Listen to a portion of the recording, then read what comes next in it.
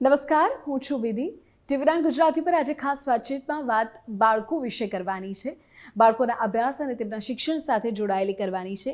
જ્યારે કોઈ પણ વાલી પોતાના દીકરા કે દીકરીને શાળાએ મોકલે ત્યારે એવી ચોક્કસ એના મનમાં ઈચ્છા હોય કે બાળકનો અભ્યાસ સારો થાય, ગુણવત્તાસભર થાય અને એનો સર્વાંગી વિકાસ થાય. અને જ્યારે સર્વાંગી વિકાસની વાત કરીએ ત્યારે સમગ્ર શિક્ષા અભિયાનની વાત કરવી પડે.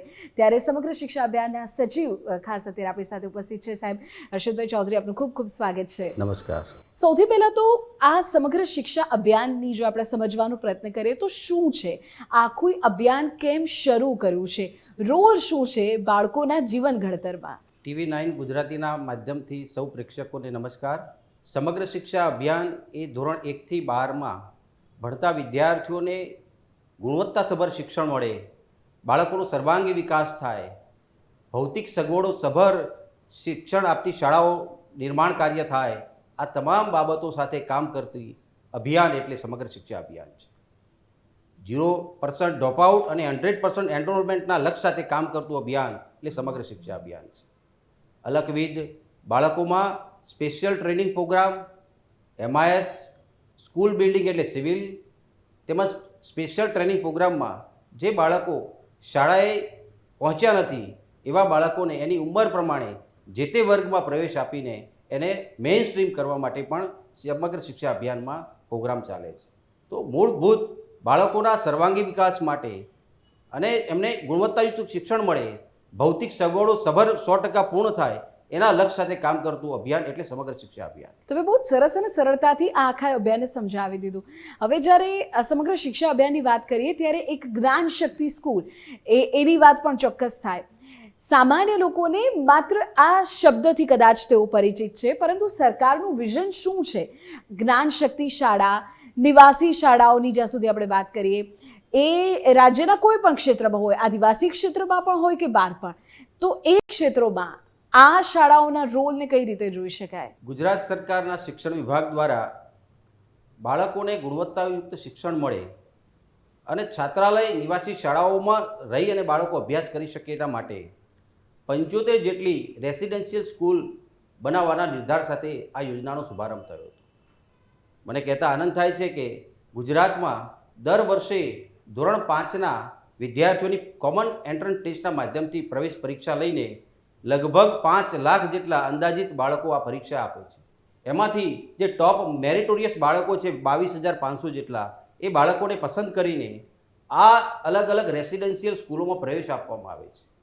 આ વિવિધ સુવિધાસભર આ રેસિડેન્શિયલ સ્કૂલો છે કે જેમાં બાળકને સર્વાંગી વિકાસ માટે તંદુરસ્ત વાતાવરણમાં, તંદુરસ્ત સ્પર્ધા વચ્ચે બાળકો જેમ કે ખાનગી શાળાઓની જે શ્રેષ્ઠ સુવિધાસભર શાળાઓ છે એને પણ ટક્કર મારે એવી સુવિધાઓ આ રેસિડેન્શિયલ સ્કૂલ ઓફ એક્સિલન્સના માધ્યમથી ગુજરાતના આ મેરિટોરિયસ બાળકોને આપવામાં આવી રહી છે. અત્યારે લગભગ ગુજરાતમાં 40 જેટલી રેસિડેન્શિયલ સ્કૂલો કાર્યરત છે, જેમાં 9 જેટલી ટ્રાઇબલ રેસિડેન્શિયલ સ્કૂલો છે અને 31 જેટલી જનરલ રેસિડેન્શિયલ સ્કૂલો કાર્યરત છે. આ બાળકો 6 થી 12 ધોરણ સુધી સળંગ સુવિધાસભર વિદ્યાસંકુલમાં અને ગુણવત્તાયુક્ત અને બાળકનો સર્વાંગી વિકાસને સિદ્ધ કરવા માટેની આ પ્રક્રિયા આ રેસિડેન્શિયલ સ્કૂલના માધ્યમથી ગુજરાત સરકાર શિક્ષણ વિભાગ કાર્ય કરી રહ્યું છે.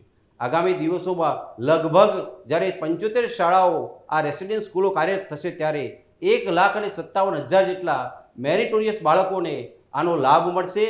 આ શાળાઓની અંદર 6 ધોરણથી જ બાળકોને અલગ અલગ સ્પર્ધાત્મક પરીક્ષાઓ જેવી કે ધોરણ 12 પછી નીટ છે, JEE છે, NID છે, આવી પરીક્ષાઓના માધ્યમથી એ બાળકોને તૈયાર કરવામાં આવે છે.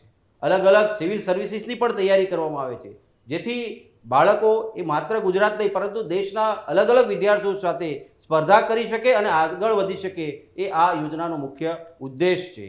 અને એના માટે આજે લગભગ દરેક બાળક આ સ્કૂલોમાં પ્રવેશ માટે પોતાની ઈચ્છા બતાવી રહ્યું છે. કઈ રીતે પ્રવેશ આપવામાં આવે છે અને પછી આ આખી સ્કૂલ ચાલશે કેવી રીતે, કયા મોડેલ પર કામ કરશે?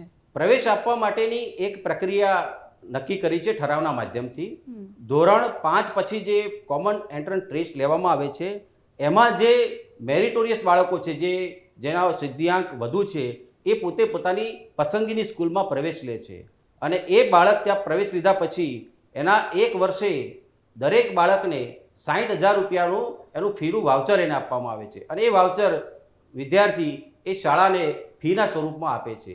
એટલે એનો બધો જ ખર્ચ રાજ્ય સરકાર ઉપાડે છે અને એ બાળક 6 થી ધોરણથી લઈને 12 ધોરણ સુધી એને ભણવાની તમામ સુવિધા આ રેસિડેન્શિયલ સ્કૂલના માધ્યમથી આપવામાં આવે છે. અચ્છા, આપણે 75નો ટાર્ગેટ છે, કેટલા સમય સુધી સરકારનો પ્રયત્ન છે કે આ ટાર્ગેટને આપણે અચીવ કરીએ અને કેટલા બાળકોનો અભ્યાસ એ શાળાઓ થકી થશે? મેં અગાઉ કહ્યું એ પ્રમાણે 1,57,000 બાળકોનો આ રેસિડેન્શિયલ સ્કૂલોમાં અભ્યાસ ચાલશે અને લગભગ આગામી 1-2 વર્ષમાં આ ટાર્ગેટ પૂર્ણ કરવાનું લક્ષ્યાંક નક્કી કરવામાં આવે છે. અચ્છા, જો આપણે ટોપ 3 હેતુ નક્કી કરવા હોય અથવા તો ટોપ 3 આઉટકમની વાત કરવી હોય તો આખા અભિયાન થકી અથવા તો આ શાળા થકી શું આઉટકમ્સ જોવા મળશે? આપણા ગુજરાતની અંદર એક સ્પર્ધાત્મક પરીક્ષાનો માહોલ પ્રાથમિક લેવલથી શરૂ થાય અને બાળક જ્યારે ગ્રેજ્યુએટ થાય અને પછી એ આ પરીક્ષાના માહોલમાં સીધો પ્રવેશ કરે અને સફળતા પ્રાપ્ત કરે, એ તમામ બાળકોમાં અત્યારથી જ સિદ્ધ થાય એ માટેનો એક લક્ષ્યાંક અત્યારથી નક્કી કરવામાં આવે છે. બીજું કે જ્યારે ધોરણ 12 પછી બાળકોને JEE કે નીટની પરીક્ષા માટે અલગથી જે તૈયારી કરવી પડે છે એ શરૂઆતથી જ જો તૈયારી કરવામાં આવે તો બાળક એ વધુ સફળતા આ રેસિડેન્શિયલ સ્કૂલોના માધ્યમથી પ્રાપ્ત કરી શકશે. એની સ્પર્ધા એ અલગ અલગ રાજ્યોના અને અલગ અલગ શહેરોના બાળકો સાથે સીધી કરી શકશે એવો સક્ષમ અને સર્વાંગી બનાવવા માટેનો લક્ષ્યાંક છે. સાથે સાથે એની વ્યવસાયિક અને એની જે સ્કિલ છે એને બાળપણથી જ નક્કી કરવામાં આવે છે, જેથી એના ઓબ્ઝર્વેશનમાં, શિક્ષકોના ઓબ્ઝર્વેશનમાં બાળકમાં કયા પ્રકારની સ્કિલ છે, એને કયા વ્યવસાયમાં જવું છે, તો એ જો ધારદાર કરવામાં આવશે તો એ વધુ સારી રીતે પોતાનું જે ભાવિ છે એને સુનિશ્ચિત કરી શકશે. સામાન્ય રીતે એવું થતું હોય સાહેબ કે લોકો સરકારી શાળાની એક એવું પરસેપ્શન રહ્યું છે કે જ્યારે સરકારી શાળાની વાત કરીએ તો એ એવી રીતે કહી દે કે ચાલો ના એના કરતાં તો પ્રાઇવેટમાં જઈએ. પણ આ જે તમામ અભિયાનો છે અથવા તો આ પ્રકારના જે સરકારના પ્રયત્નો છે એનાથી ઓવરઓલ સરકારી શાળામાં ભણતા બાળકોની સંખ્યામાં પણ વધારો થશે એવું માને છે સરકાર? છેલ્લા 5-7 વર્ષમાં મને કહેતા આનંદ થાય છે કે લગભગ 4 લાખથી વધારે બાળકો એ ખાનગી શાળામાંથી સરકારી શાળામાં પ્રવેશ મેળવ્યો. અચ્છા, મતલબ કે વાલીઓનો સરકારી શાળા માટેનો ભરોસો છે, એમનો વિશ્વાસ છે વધ્યો છે. કારણ કે અત્યારે જે અત્યાધુનિક સુવિધા સફર બિલ્ડિંગો નિર્માણ થયા છે એની સાથે સાથે જે આધુનિક ટેકનોલોજીનો ભરપૂર ઉપયોગ, સ્માર્ટ ક્લાસરૂમ છે, સ્માર્ટ લેબ છે, સ્ટેમ લેબ છે, અલગ અલગ રમતગમતના સાધનો શાળાઓમાં ઉપલબ્ધ છે, જેના કારણે બાળકને જે ખાનગી જે સ્કૂલો સુવિધાસભર છે એનાથી પણ સારી અત્યારે સરકારી પ્રાથમિક શાળાઓમાં આ સુવિધાઓ ઉપલબ્ધ બની છે, જેના કારણે વિદ્યાર્થીઓનો ખાનગી શાળાની જેટલો મોહ હતો એ ધીમે ધીમે સરકારી શાળા તરફ એમનો મોહ વધી રહ્યો છે એવું ચોક્કસપણે આપણે કહી શકીએ. એક નાનકડો પ્રશ્ન અને ખૂબ સંક્ષિપ્તમાં આપણી પાસેથી જવાબ પણ જોઈએ છે કે જો શિક્ષણ વિભાગ ને મૂલવવું હોય આપણે અથવા તો શિક્ષણ વિભાગના એવા મુખ્ય કોઈ 1 કે 2 હેતુ કે જેની ઉપર અત્યારે ખૂબ ફોકસથી સરકાર કામ કરી રહી છે બાળકોના અભ્યાસને સુધારવા માટે, આપણે કહીએ છીએ કે જ્યારે પાયો મજબૂત હોય તો ઇમારત મજબૂત થાય, એટલે શિક્ષણ જો પ્રાથમિક રીતે જ એને સારું મળે તો સ્વાભાવિકપણે તે આગળ વધી શકે. કયો મેઇન ઉદ્દેશ એવો છે કે જેને ધ્યાનમાં રાખીને અત્યારે સરકાર કામ કરી રહી છે બાળકોના શિક્ષણ ક્ષેત્રમાં? અત્યારે શિક્ષણ વિભાગનું જે મૂળ ફોકસ છે કે વર્ગ દીઠ એક શિક્ષક હોય અને એક શિક્ષક દીઠ વર્ગખંડ હોય.